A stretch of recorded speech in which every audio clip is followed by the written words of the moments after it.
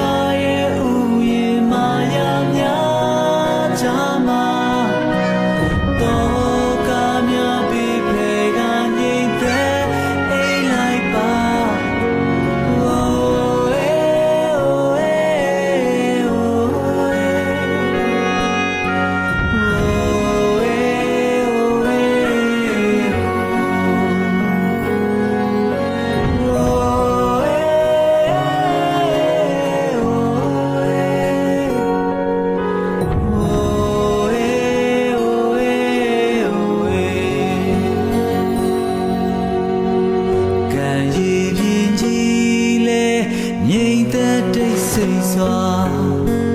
မျက်လုံးမိတ်ပြီးအိတ်ချိန်တန်မာပြီမောင်ဖဲကလေးလဲဟိုမူမြတ်ချက်က